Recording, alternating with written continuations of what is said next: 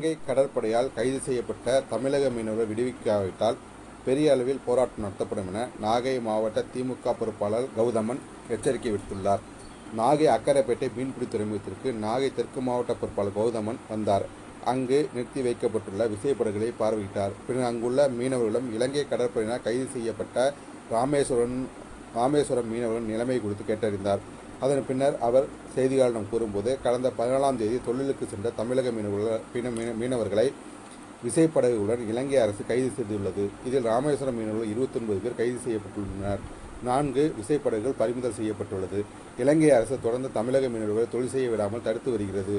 இதை தமிழக அரசு வேடிக்கை பார்த்து வருகிறது. மத்தியிலும் மாநிலத்திலும் இந்த 2 அரசுகளும் ஆட்சிக்கு வந்த பின்னர் தான் தமிழக மீனவர்களின் உரிமைகள் பறிபோகின்றது. தமிழக மீனவர்களை கைது செய்வதை இலங்கை அரசு நிறுத்திக் கொள்ள வேண்டும். இனி இது போன்ற சம்பவங்கள் நடைபெறாமல் இருக்க மத்திய மாநில அரசிடம் வலியுறுத்த வேண்டும்.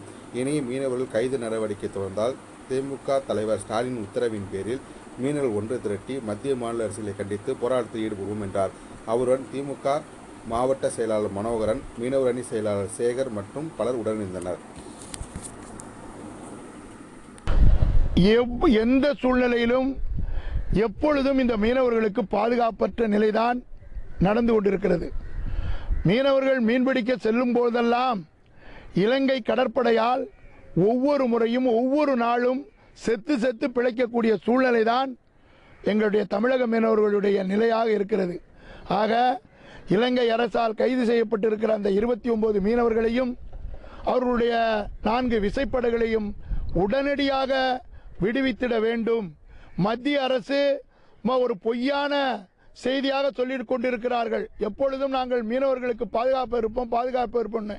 ஆனால் இந்த நடவடிக்கை தொடர்ந்து நடந்து கொண்டுதான் இருக்கிறது. ஆக இந்த தமிழ்நாட்டை ஆண்டு கொண்டிருக்கிற எடப்பாடி அரசும் மத்திய அரசுக்கு அழுத்தம் கொடுத்து மத்திய அரசு உடனடியாக தமிழக மீனவர்களையும் அவருடைய விசைப்படகுகளையும் உடனடியாக விடுதலை செய்ய வேண்டும்.